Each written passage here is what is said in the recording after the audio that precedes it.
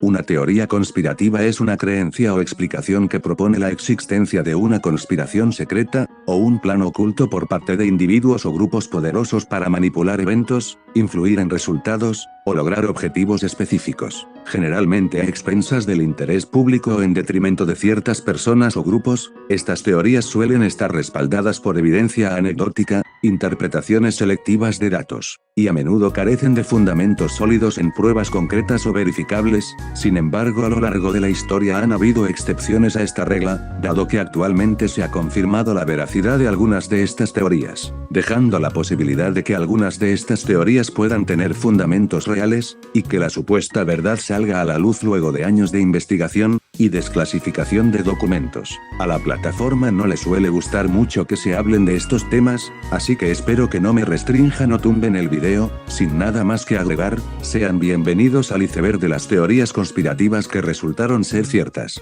Nivel 1. La obsolescencia programada es una estrategia de diseño, en la que los productos están destinados a volverse obsoletos o inútiles después de un periodo de tiempo determinado, lo que obliga a los consumidores a comprar nuevos productos con más frecuencia. Aunque inicialmente se consideraba una teoría de conspiración, en realidad ha sido confirmada en varios casos. Un ejemplo de esto sería el reproductor de audio digital iPod fabricado por Apple. En su introducción, su batería estaba diseñada para que durara solo 18 meses, suficiente tiempo para que los consumidores lo reemplazaran por el siguiente modelo fabricado por la empresa. Otros ejemplos más también se verían en los celulares iPhone. Apple ha confirmado que muchos de sus modelos más antiguos dejarían de recibir soporte y también actualizaciones, por lo que los dispositivos quedarían obsoletos y el usuario se vería obligado a comprar los modelos más recientes. Esta práctica tiene muchas consecuencias negativas, especialmente para el medio ambiente, ya que se generan grandes cantidades de residuos electrónicos que pueden ser difíciles de desechar de forma adecuada, y pueden contener sustancias tóxicas que representan un riesgo para la salud y el medio ambiente. La obsolescencia programada también promueve el consumo excesivo y el desperdicio de productos, ya que los productos aún funcionales son descartados prematuramente en lugar de ser reparados o reutilizados, muy aparte también de las consecuencias económicas que la obsolescencia programada puede llegar a tener en los consumidores, ya que como vimos, en la mayoría de los casos las empresas prácticamente te obligan a comprar nuevos productos, lo cual afecta negativamente al presupuesto de las personas. El shadowban o shadowbanning es una práctica utilizada en plataformas de redes sociales y otros sitios web en línea donde un usuario es silenciado de manera invisible, lo que significa que sus publicaciones, comentarios, o actividad en la plataforma no son visibles para otros usuarios, pero el usuario no es notificado de esta acción. En un inicio se le consideraba una teoría de conspiración, ya que al principio las redes sociales no admitían que realizaban esta práctica. Sin embargo, muchos creadores de contenido en varias redes sociales han manifestado haber sido afectados por estas acciones de shadowban, en los cuales las plataformas suelen restringir el alcance de su contenido, el no notificarle a sus seguidores cuando suben nuevos videos, el ocultar sus publicaciones a nuevos usuarios, entre otros métodos. Con el pasar del tiempo no era posible ocultar estas prácticas, por lo que a día de hoy el shadowban se puede considerar como algo real. Las plataformas de redes sociales usan el shadowban como una herramienta para controlar el spam, el acoso, la desinformación, el comportamiento inapropiado, y otras formas de violación a las políticas de las plataformas correspondientes, aunque esta medida también suele afectar a usuarios de manera injusta, y en su mayoría se le percibe como una manera de censura o manipulación de la información, pues muchas plataformas suelen reducirle el alcance al contenido que no suele ser del todo family friendly, por llamarlo de una manera, afectando a usuarios que no incurren en ningún problema, pero que por abordar ciertos temas el algoritmo los termina escondiendo. El proyecto COINTELPRO, o también conocido como Programa de Contrainteligencia por sus siglas en inglés, fue una serie de proyectos encubiertos e ilegales llevados a cabo por el FBI de Estados Unidos entre los años de 1956 y 1971, con el objetivo de vigilar, infiltrar, desacreditar y desbaratar las organizaciones políticas nacionales estadounidenses. Los registros del FBI muestran que los recursos de COINTELPRO estaban dirigidos a grupos e individuos que eran considerados como subversivos. Entre ellos estaban incluidos organizaciones feministas, el Partido Comunista de Estados Unidos, organizaciones contra la guerra de Vietnam, activistas del movimiento de derechos civiles, organizaciones ecologistas, y organizaciones que defienden los derechos de los animales. Este programa era secreto hasta el año de 1971, donde un grupo de radicales de izquierda robaron documentos del FBI en la oficina de Media, Pensilvania, y compartieron la información con los medios de comunicación, dando a conocer las operaciones del FBI contra los grupos que ellos consideraban subversivos, según un informe del Senado de los Estados Unidos de 1976. Sobre las actividades de inteligencia del gobierno, el objetivo del FBI en estos proyectos era proteger la seguridad nacional, prevenir la violencia, y mantener el orden social y político existente de aquel entonces. Nivel 2. A día de hoy no es un secreto que la privacidad virtual es casi inexistente, dado que es muy difícil que tu información no pase por manos de grandes compañías, ya sea como Facebook, Google, TikTok, e incluso que llegue a manos de terceros que usan esta información para poder ofrecerte publicidad personalizada. Uno de los mejores ejemplos es cuando aceptamos las cookies de una página, o los términos y condiciones de muchas aplicaciones, especialmente redes sociales, términos que la mayoría no leemos. El siguiente caso demuestra cómo las sospechas de que el gobierno espía y tiene conocimiento sobre muchas de las cosas que hacemos en Internet no era tan descabellado como muchos creían en años pasados. El proyecto PRISM, o también conocido como Proyecto Prisma, es el nombre en clave que recibe un programa clandestino operado por la NSA o Agencia de Seguridad Nacional de los Estados Unidos, para la recolección masiva de datos y comunicaciones procedentes de al menos 9 grandes compañías estadounidenses de Internet. El programa fue puesto en marcha en el año de 2007, a través de PRISM. La NSA podía obtener acceso a una amplia gama de datos de usuarios, que incluían correos electrónicos, chats, fotos, archivos, y otra información almacenada en los servidores de estas compañías. Esto les proporcionaba una visión detallada de las actividades en línea de millones de personas en todo el mundo. El propósito declarado de PRISM era recopilar inteligencia sobre posibles amenazas a la seguridad nacional, como el terror, ismo. Ya saben que a YouTube no le gusta esa palabra, y el espionaje extranjero. Este programa secreto fue filtrado a la opinión pública en el año de 2013 por Edward Snowden, el cual era un contratista de la NSA, quien advirtió que el alcance de la recopilación masiva de datos era mucho mayor de lo que la población conocía, al incluirse en el programa actividades identificadas como criminales y peligrosas. Las revelaciones empezaron a ser publicadas por The Guardian y The Washington Post el 6 de junio de 2013, donde los documentos posteriormente publicados demostraron los acuerdos financieros que existían entre la Special Source Operations, la división de la NSA responsable de PRISM, y las empresas estadounidenses de las que se extraían datos, que entregaban los datos a cambio de millones de dólares. La Operación Northwoods fue un plan del ejército de Estados Unidos del año de 1962, que pretendía generar apoyo del pueblo estadounidense para una acción militar en contra de la Cuba de Fidel Castro. Este plan no se llevó a cabo, debido a que requería varias operaciones encubiertas que eran muy extremistas. Estas operaciones proponían simular ataques a ciudades estadounidenses para culpar a agentes cubanos, el derribo de aviones civiles para culpar a Cuba, actos de sabotaje, y también esparcir desinformación para colocar a Cuba como el principal responsable de todo. Este plan fue propuesto por altos cargos del Ministerio de Defensa estadounidense, y ocurrió durante el gobierno del presidente John F. Kennedy. Según se informó, el presidente Kennedy rechazó personalmente la propuesta Northwoods. Aunque la operación Northwoods nunca fue llevada a cabo, su existencia fue desclasificada el 18 de noviembre del año de 1997. La revelación de la operación Northwoods generó un debate sobre las políticas de Estados Unidos en relación con Cuba y el uso de tácticas extremas para lograr objetivos políticos y militares.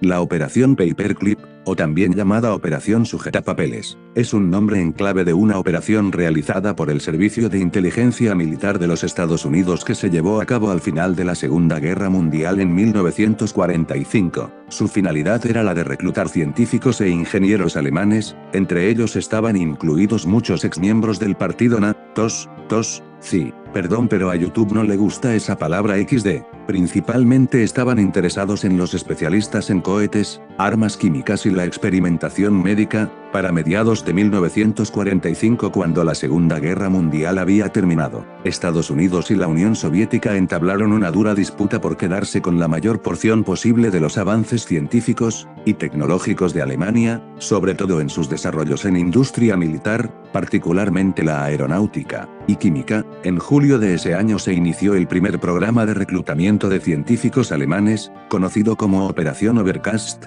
Para septiembre de 1945, una directiva secreta del presidente Truman finalmente aprobó la operación, que en noviembre fue renombrada como Operación Paperclip. En total, más de 700 científicos, junto con sus familias, fueron llevados secretamente a Estados Unidos. Ninguno de ellos calificaba para un visado de entrada en los Estados Unidos, pues todos habían servido a la causa del pintor de bigote gracioso que ya todos conocemos XD, y la operación llegó a su fin en el año de 1957. Para el año de 1958 algunos aspectos de la operación eran de conocimiento público. Sin embargo, no sería hasta la década de los 70 y 80 que el gobierno de los Estados Unidos desclasificaría y divulgaría la información sobre esta operación. Nivel 3. El Plan Cóndor, también conocido como Operación Cóndor, fue una campaña de represión política respaldada por Estados Unidos en América del Sur. Fue implementado oficialmente el 25 de noviembre de 1975 por los líderes de los servicios de inteligencia militar de Argentina, Bolivia, Brasil, Chile, Paraguay y Uruguay, e implementado luego por las cúpulas de los regímenes dictatoriales y gobiernos democráticos de América del Sur. Algunas fuentes han señalado también la posible participación secundaria o indirecta en el Plan Cóndor de autoridades de Colombia, Ecuador y Perú. El Plan Cóndor involucró la cooperación de las agencias de inteligencia de los países participantes para realizar operaciones conjuntas de vigilancia, secuestro, tortura, asesinato y desaparición forzada de opositores políticos, incluidos activistas, sindicalistas, periodistas, estudiantes, y cualquier persona considerada una amenaza para los regímenes autoritarios de la época. El 22 de diciembre de 1992, un volumen importante de información sobre la Operación Cóndor salió a la luz cuando el abogado Martín Almada, con la ayuda del juez José Agustín Fernández, visitó una comisaría en el Lambaré, conurbano de Asunción, para buscar archivos de un expreso político. En su lugar se encontró con lo que se conoció como los archivos del terror, donde se detalla el destino de miles de latinoamericanos secretamente secuestrados, torturados y asesinados por los servicios de seguridad de los países sudamericanos antes mencionados. Los documentos probaron la existencia del acuerdo entre estos países para intercambio de información y prisioneros, y que el operativo Cóndor asesinó a unos 50.000 opositores políticos en Latinoamérica, 30.000 de ellos desaparecidos, y apresó a alrededor de 400.000 personas. El experimento Tuskegee fue un estudio clínico llevado a cabo entre los años de 1932 y 1972, en la ciudad estadounidense de Tuskegee, Alabama, realizado por el Servicio de Salud Pública de Estados Unidos. En aquel entonces 600 afroestadounidenses, en su mayoría analfabetos, fueron estudiados para observar la progresión normal de la sífilis si no era tratada. Este experimento generó mucha controversia, y provocó cambios en la protección legal de los pacientes en los estudios clínicos. Los sujetos utilizados en este experimento no habían dado su consentimiento, y fueron engañados al decirles que tenían mala sangre, un término local para referirse a enfermedades que incluían la sífilis, la anemia y la fatiga. Les dijeron que si participaban en el estudio recibirían tratamiento médico gratuito, transporte gratuito a la clínica, comidas y un seguro de sepelio en caso de fallecimiento. En 1932, cuando empezó el estudio, los tratamientos para la sífilis eran muy tóxicos, peligrosos y de efectividad cuestionable. Parte de la intención del estudio era determinar si los beneficios del tratamiento compensaban su toxicidad, y reconocer las diferentes etapas de la enfermedad para desarrollar tratamientos adecuados a cada una de ellas. En 1947 la penicilina se había convertido en el principal tratamiento para la sífilis. Sin embargo, en vez de tratar a los sujetos del estudio con penicilina y concluir los experimentos, los científicos decidieron ocultar la información de la penicilina, para continuar analizando cómo la enfermedad se diseminaba y causaba la muerte, e incluso le recomendaron a los sujetos del experimento que no usaran el tratamiento con penicilina. El estudio continuó hasta el año de 1972, cuando una filtración a la prensa provocó que se diera por terminado el experimento. Para entonces, De los 399 participantes, 28 habían muerto de sífilis y otros 100 de complicaciones médicas relacionadas. Además, 40 mujeres de los sujetos resultaron infectadas, y 19 niños contrajeron la enfermedad al nacer. Este tema viene de la mano con el anterior, y están relacionados porque los experimentos de enfermedades venéreas en Guatemala fueron muy similares a los que se realizaron en Tuskegee. El experimento de sífilis en Guatemala fue un controvertido estudio médico llevado a cabo por investigadores estadounidenses entre 1946 y 1948. El estudio fue dirigido por el Servicio de Salud Pública de los Estados Unidos, y financiado por el Instituto Nacional de la Salud Mental, NIMH. El objetivo principal del estudio era investigar la efectividad de la penicilina en el tratamiento de la sífilis y otras enfermedades de transmisión sexual. Durante el experimento, los investigadores infectaron deliberadamente a unas 1.500 personas en Guatemala, incluidos prisioneros, soldados, y pacientes psiquiátricos. Se les infectó con sífilis, gonorrea, y chancroide. A algunos de los sujetos del estudio se les proporcionó tratamiento con penicilina después de la infección, pero a otros no se les dio ningún tratamiento. El experimento fue llevado a cabo sin el consentimiento informado de los participantes, y sin respetar los estándares éticos internacionales. Muchos de los participantes no sabían que estaban siendo infectados con enfermedades de transmisión sexual, ni que estaban participando en un estudio médico. La existencia del experimento de sífilis en Guatemala se hizo pública en 2010, cuando una historiadora de la Universidad de Pittsburgh, Susan Reverby, descubrió documentos relacionados con el estudio mientras investigaba acerca de los experimentos de sífilis no tratada en Tuskegee, Alabama. Después de que Reverby informara sobre el experimento en Guatemala, el gobierno de Estados Unidos reconoció los sucesos y emitió una disculpa oficial, y estableció un comité para investigar el caso y proporcionar reparaciones a las víctimas y sus familias. Nivel 4. Uno de los ejemplos más notorios de experimentos de radiación en humanos, ocurrió en la Universidad de Cincinnati en la década de 1960. El Dr. Eugene Singer, un médico radiólogo, llevó a cabo una serie de experimentos donde expuso a pacientes con distintos tipos de cáncer en etapa terminal, a altas dosis de radiación sin su pleno consentimiento, y sin informarles adecuadamente sobre los riesgos. Los pacientes irradiados experimentaron náuseas, vómitos, deterioro cognitivo, hemorragias, alucinaciones, y más de un cuarto de los pacientes murieron durante los primeros 2 meses de irradiación, y más de 3/4 de los pacientes fallecieron después de un año, según se sabe. Durante los experimentos se administraban dosis de 25 y 300 rad de irradiación corporal total y parcial de cobalto 60, esa sería la radiación equivalente a realizarse 20.000 radiografías de tórax en cuestión de horas. Singer y su equipo estaban investigando los efectos de la radiación en el tratamiento del cáncer en los pacientes. Este caso provocó un escándalo ético y legal cuando se hizo público en la década de 1970. Los pacientes y sus familias demandaron a la Universidad de Cincinnati y al Dr. Singer, lo que llevó a una serie de juicios y acuerdos extrajudiciales.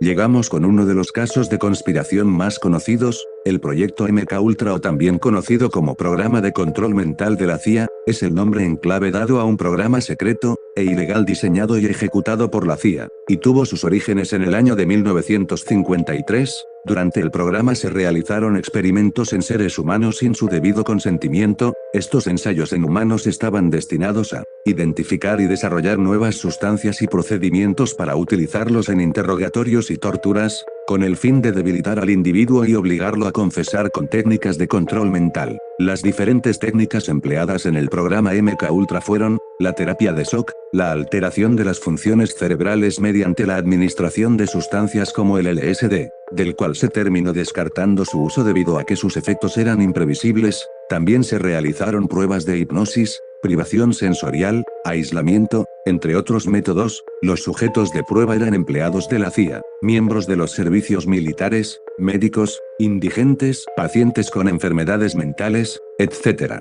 En diciembre de 1974 el New York Times informó que la CIA había llevado a cabo experimentos ilegales en ciudadanos estadounidenses durante la década de los 60. Sin embargo, en 1973, un año antes de que todo saliera a la luz, se destruyeron todos los archivos relacionados con el programa del MKUltra.